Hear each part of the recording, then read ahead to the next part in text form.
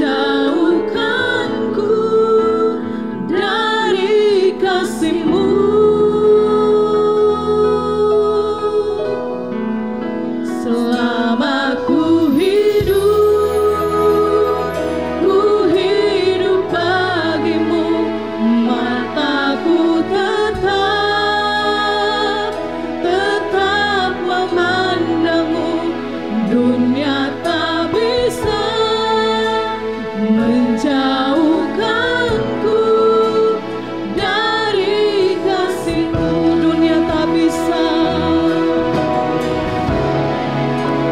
dunia tak bisa menjauhkanku dari kasih-Mu.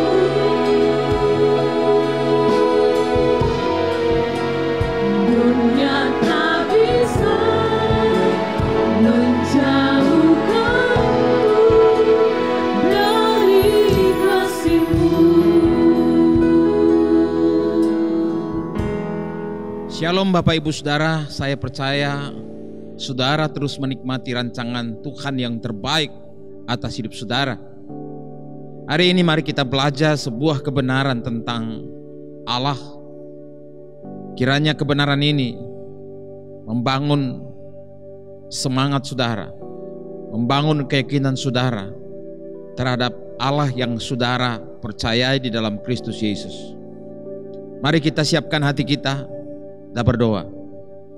Maha besar Bapa yang baik, kami bersyukur buat semua rancangan Allah yang terbaik atas kami. Lawatlah kami lewat kebenaran firman, memberi pencerahan, menumbuhkan iman pengharapan kami kepada Tuhan. Kami tidak akan meninggalkan Engkau. Kami terus setia mengiring melayani Tuhan, karena Engkau adalah Allah yang benar, Allah yang hidup, Allah yang berkuasa. Terima kasih Tuhan. Kami bersyukur dan percaya demi nama Yesus. Amin. Bapak Ibu Saudara yang dikasihi Tuhan, ada satu peristiwa penting dalam sejarah kehidupan satu bangsa yang dipilih oleh Tuhan melalui satu orang, yaitu Abraham. Allah memanggil Abraham dari Ur Kasdim, dari tengah-tengah kaum keluarganya yang menyembah berhala, menyembah Allah-Allah lain, bukan Allah yang sesungguhnya. Dalam Kejadian pasal 12 Allah memilih Abraham, dan lewat Abrahamlah Tuhan membangun sebuah rancangan yang terbaik bagi semua umat manusia, seperti rancangan Allah sejak semula melalui Adam yang melahirkan Set dan Henok dan seterusnya.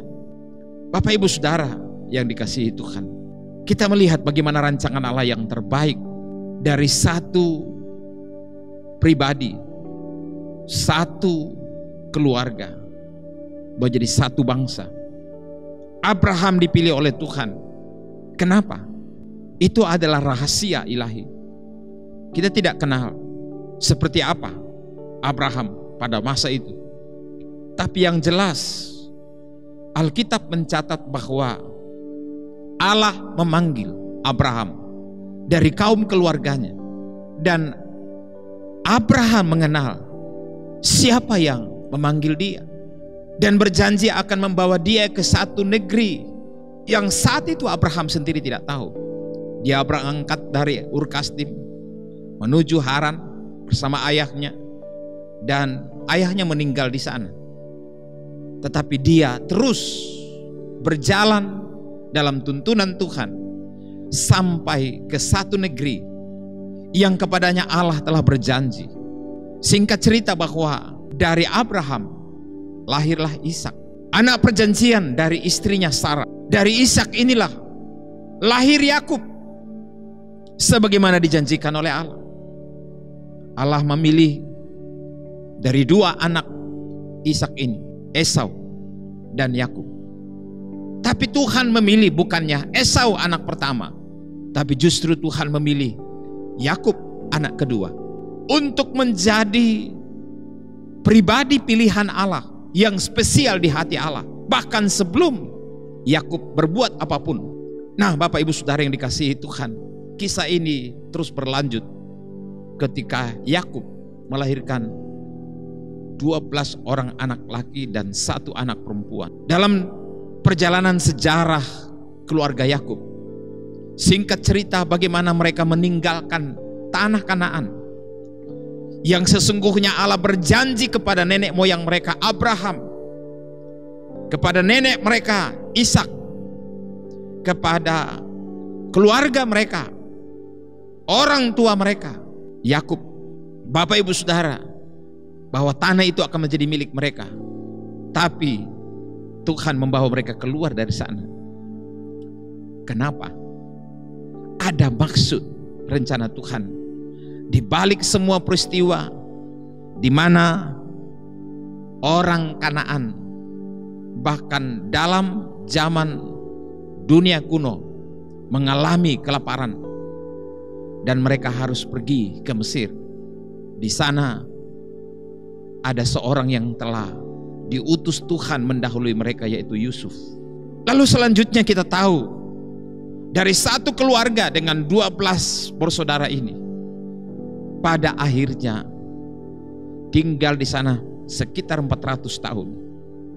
Dan setelah itu mereka menjadi satu bangsa yang sangat besar. Jumlahnya begitu banyak dan menakutkan, menjadi ancaman bagi orang-orang Mesir. Lalu mereka mulai diperbudak, mereka mulai diperlakukan sebagai budak, disuruh bekerja paksa, dan mereka sangat menderita. Disinilah saya akan memulai apa yang menjadi rancangan Tuhan bagi saudara. Ketika Tuhan mendengar teriakan, seruan, penderitaan dari bangsa Israel, bangsa yang dipilih oleh Tuhan melalui Abraham, Ishak, Yakub, bangsa yang kepada mereka Tuhan berjanji akan menikmati tanah yang berlimpah susu dan madu, harus meninggalkan tanah itu selama sekian ratus tahun. Demi apa? Demi sebuah persiapan. Bangsa ini mengalami apa yang disebut pembelaan, pemeliharaan, dan tuntunan Tuhan yang ajaib. Ini menggambarkan tentang perjalanan hidup kita sebagai orang percaya di dalam Kristus Yesus, di mana Tuhan mengizinkan kita ada dalam perhambaan dosa. Perhambaan dosa membuat saudara menderita. Perhambaan dosa membuat saudara hidup di dalam kekacauan, hidup dalam tekanan. Tidak ada kebahagiaan di sana, tidak ada sukacita di sana. Bapak Ibu Saudara, orang Israel mengalami penderitaan yang sangat, dan akhirnya waktu yang telah ditentukan oleh Tuhan, Tuhan turun tangan. Dalam kisah ini, ketika Tuhan mendengar seruan daripada orang-orang Israel di hadapan Tuhan, Ia kemudian memanggil satu orang yang telah dipersiapkan, seorang yang diberi nama Musa oleh istri Firaun, yang menemukan dia di pinggir sungai Nil. Bapak Ibu Saudara yang dikasihi Tuhan, ada beberapa kebenaran yang akan saya sampaikan pada saat ini untuk saudara. Yang pertama, bahwa Allah itu Allah yang setia. Allah itu Allah yang mengenal saudara. Allah yang akan selalu memperhatikan saudara. Dan yang kedua, bahwa Allah itu adalah Allah yang hadir aktif dalam hidup saudara. Bukan hanya setia di tempatnya, setia menonton saudara, setia memperhatikan saudara, tetapi setia hadir menolong saudara dan memberikan jalan keluar dan membawa saudara pada jalan dan rancangan yang terbaik. Itulah yang dialami oleh orang Israel. Bagaimana caranya? Tuhan memilih satu pribadi yang bernama Musa. Tahukah saudara, Musa ini lahir dalam situasi yang sangat sulit, di mana orang-orang Israel sedang tertindas, dan anak-anak yang lahir dari orang tua Israel ini harus dibunuh, teristimewa laki-laki. Saat itulah Musa hadir dan diselamatkan oleh ibunya dengan cara menghanyutkannya di dalam sungai Nil. Sungai Nil adalah persoalan bagi orang Israel karena anak-anak mereka, teristimewa anak laki-laki, dibuang ke sungai Nil. Persoalan besar daripada orang tua pada waktu itu adalah sungai Nil, tempat anak-anak mereka dibuang. Tapi Tuhan menjadikan persoalan itu menjadi jalan keluar bagi mereka. Saat itu istri Firaun sedang mandi di sungai Nil dan menemukan ada satu keranjang berisi seorang baby laki-laki. Dia melihat dan memahami bahwa ini pasti anak Ibrani. Anak ini menarik hati daripada istri Firaun. Lalu dia diselamatkan dari sungai Nil dan diangkat sebagai anak. Inilah awal ceritanya. Selama 40 tahun Allah mempersiapkan Musa ini di dalam pendidikan Mesir dengan fasilitas yang terbaik, dengan pendidikan yang paling berkualitas. Akan tetapi sehebat apapun, semakmur apapun masa depan daripada Musa di Mesir, tapi di hatinya dia tahu, saya bukan orang Mesir, saya adalah orang Israel. Ketika itu dia melihat bagaimana bangsanya menderita. Dalam masa pertumbuhannya 40 tahun dia melihat bangsanya hidup dalam tekanan-tekanan yang sangat besar. Kematian terus terjadi atas mereka karena orang Mesir berusaha mencegah lahirnya anak laki-laki yang baru dari kalangan orang Israel. Tapi Tuhan menaruh di hati Musa bahwa ia adalah orang Israel, bukan Mesir. Dia kemudian membela orang Israel ketika bertengkar, berkelahi dengan orang Mesir. Dan singkat cerita, ia kemudian ketakutan dan mengambil keputusan untuk meninggalkan Mesir dengan sebuah kemuliaan, dengan semua prospek, dengan semua hal yang menjanjikan, karena ia mengasihi Tuhan. Ia pergi ke Midian dan di sanalah ia tinggal selama 40 tahun. Ia menjadi orang yang sangat sederhana, menjadi penggembala dari domba-domba milik Yitro yang kemudian menjadi mertuanya. Bapak Ibu Saudara yang dikasihi Tuhan, satu peristiwa di mana ketika Musa sedang menggembalakan kawanan domba milik mertuanya di atas satu bukit yang namanya Horeb, dia melihat ada api yang menyala, tetapi ternyata api itu tidak membakar semak-semak di mana api itu menyala. Dia mendekati api itu dan kemudian terdengarlah suara. Apa yang dikatakan? Mari kita lihat ayat 3, ayat 4. Ketika dilihat Tuhan bahwa Musa menyimpang dan memeriksanya, berserulah Allah dari tengah-tengah semak duri itu kepadanya, Musa, Musa. Dan ia menjawab, ya Allah. Lalu berfirmanlah, janganlah datang dekat-dekat, tanggalkanlah kasutmu dan kakimu, sebab tempat di mana engkau berdiri itu adalah tanah yang kudus. Bapak Ibu Saudara yang dikasihi Tuhan, Allah menyatakan diri kepada Musa untuk menjadi jawaban bagi penderitaan bangsa kepunyaan Allah, yang kepada mereka Tuhan berjanji akan memberikan kepada mereka tanah yang berlimpah susu dan madu, tanah Israel. Bapak Ibu, lalu Tuhan kemudian menyatakan diri. Ayat 6, Akulah Allah ya ayahmu, Allah Abraham, Allah Ishak, dan Allah Yakub. Lalu Musa menutup mukanya sebab ia takut memandang Allah. Perhatikan bagaimana Tuhan berkata kepada Musa selanjutnya. Dan Tuhan berfirman, aku telah memperhatikan dengan sungguh kesengsaraan umatku di tanah Mesir, dan aku telah mendengarkan seruan mereka yang disebabkan oleh pengerah-pengerah mereka. Ya, aku mengetahui penderitaan mereka. Sebab aku telah turun untuk melepaskan mereka dari tangan orang Mesir dan menuntun mereka keluar dari negeri itu ke suatu negeri yang baik dan luas, suatu negeri yang berlimpah-limpah susu dan madunya, ke tempat orang-orang Kanaan dan orang Het, orang Amori dan orang Feris, orang Hewi dan orang Yebus. Sekarang seruan orang Israel telah sampai kepadaku, juga telah kulihat betapa kerasnya orang Mesir menindas mereka. Bapak Ibu Saudara, seperti apa keadaan saudara saat ini?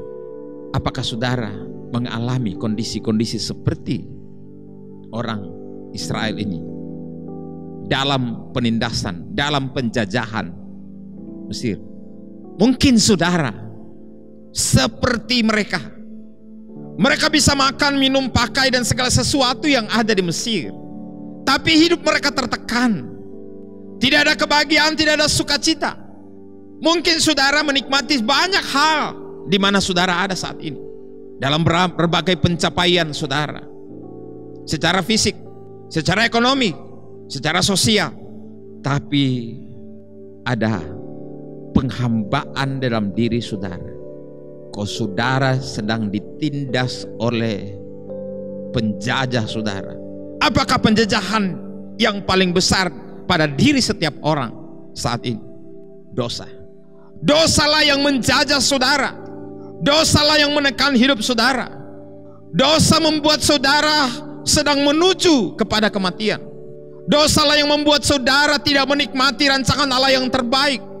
Saudara mempunyai segala sesuatu dalam hidup saudara, tapi saudara tidak dapat menikmati rancangan-rancangan Allah yang terbaik bagi saudara. Ingat, dunia di mana saudara hidup dan segala pencapaian saudara secara finansial, secara ekonomi, secara sosial, secara fisik, itu bukan tujuan akhir saudara. Tuhan menjanjikan satu negeri yang berlimpah susu dan madu, yaitu pemerintahan Allah. Pemerintahan yang membawa saudara kepada rancangan Allah yang terbaik. Tuhan memperhatikan. Dikatakan dalam ayat 7, aku telah memperhatikan dengan sungguh kesengsaraan umatku di tanah Mesir, dan aku telah mendengar seruan mereka yang disebabkan oleh pengerah-pengerah mereka. Ya, aku mengetahui penderitaan mereka. Tuhan mengetahui penderitaan saudara. Tuhan mengetahui segala situasi saudara. Sekalipun saudara berusaha menutupi itu dengan pencapaian-pencapaian saudara, saudara berusaha membangun topeng-topeng seakan-akan biasa saja. Tapi saya memberitahu, dosa yang menekan saudara tidak bisa saudara pungkiri. Topeng-topeng saudara tidak selamanya dapat membuat saudara nyaman dan aman. Dosa akan terus mengejar saudara. Dosa akan terus mempecundangi saudara. Dosa akan terus menggiring saudara, membawa saudara sampai kepada kutuk yang kekal. Dan pada akhirnya di ujung hidup saudara, saudara bingung apa yang terjadi dengan hidupmu. Seorang kaya, Yesus pernah menceritakan, seorang kaya yang berhasil mengumpulkan segala sesuatu di dunia ini. Lalu dia berkata kepada jiwanya, hai jiwaku, senang-senanglah. Hai jiwaku, bersukacitalah. Karena segala sesuatu yang menjadi kebutuhanmu telah tersedia sepanjang hidupmu. Tapi tiba-tiba Tuhan berfirman kepada dia, hari ini juga ku ambil nyawamu. Bapak Ibu Saudara, apa arti segala sesuatu yang kau capai, tetapi menurut Amsal 25, ada jalan yang disangka orang lurus tapi ujungnya menuju maut. Ada sebuah lagu berkata begini, apa artinya hidup ini tanpa Yesus kau miliki? Apa artinya kekayaan tanpa Yesus kau miliki? Bila saatnya telah tiba, engkau dipanggil olehnya, maka semua yang kita miliki tak akan berarti lagi. Maka semua yang kita miliki tak akan berarti lagi. Bapak Ibu, lebih daripada segala fasilitas Mesir, saudara tidak bisa memungkiri dosa mengejar-ngejar saudara, dan saudara tidak akan pernah bebas. Saudara tidak akan pernah merasa nyaman. Saudara tidak akan pernah merasa puas. Saudara minum tapi tidak pernah puas. Saudara makan tetapi tidak pernah kenyang. Saudara mencapai segala sesuatu tapi ada yang menekan hidup saudara. Bapak ibu saudara yang dikasihi Tuhan, mari kita perhatikan kebenaran ayat ini. Yesus berkata di dalam Injil Yohanes pasal 8. Injil Yohanes pasal 8 ayat 32 berkata begini. Kamu akan mengetahui kebenaran dan kebenaran itu akan memerdekakan kamu. Siapakah kebenaran? Yesus adalah kebenaran.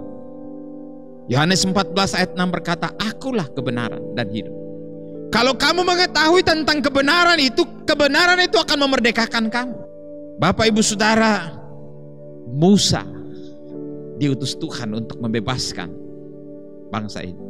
Tuhan telah mengutus Yesus untuk menjadi jalan kebenaran bagi saudara.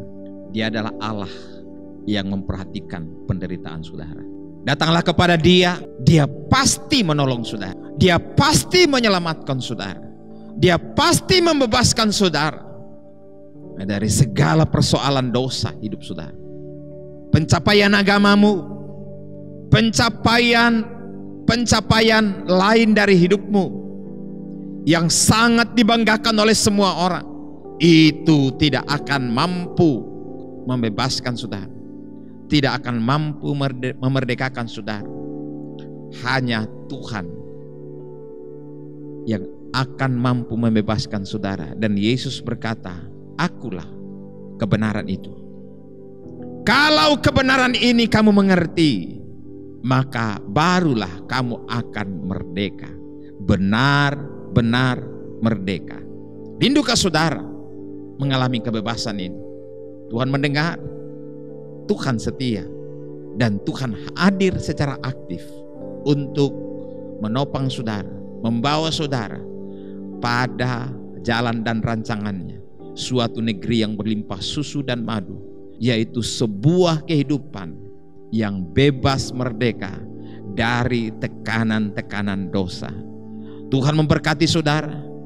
Amin. Aku berdoa saat ini, Tuhan, lawatlah umatmu yang sedang membutuhkan pertolongan saat ini. Mungkin mereka menjadi seperti orang Israel di tanah Mesir, berada di bawah perhambaan dosa, berada di bawah tekanan-tekanan kehidupan. Sekalipun mereka mempunyai segala sesuatu dengan fasilitas Mesir, seperti Musa yang berada di dalam istana Mesir, tapi apapun dan bagaimanapun fasilitas, prospek secara duniawi, secara finansial, secara ekonomi, ia mempunyai segala sesuatu, tapi itu tidak menjadi jawaban baginya. Ia meninggalkan semua itu untuk sebuah rancangan Allah yang terbaik. Hamba berdoa, lawatlah setiap umatmu yang membutuhkan pertolongan. Dengarlah erangan mereka, dengarlah seruan mereka, dengarlah kerinduan mereka akan Tuhan. Biarlah Engkau datang kepada mereka dan menjadi jawaban atas mereka. Utuslah hambamu kepada mereka, utuslah murid-muridmu kepada mereka, mendoakan mereka, melayani mereka, menuntun mereka keluar dari perhambaan dosa dan membebaskan mereka dari tekanan-tekanan dosa. Terpujilah Tuhan. Hamba berdoa dan serahkan dalam tangan-Mu demi nama Tuhan Yesus Kristus. Haleluya. Amin. Tuhan memberkati.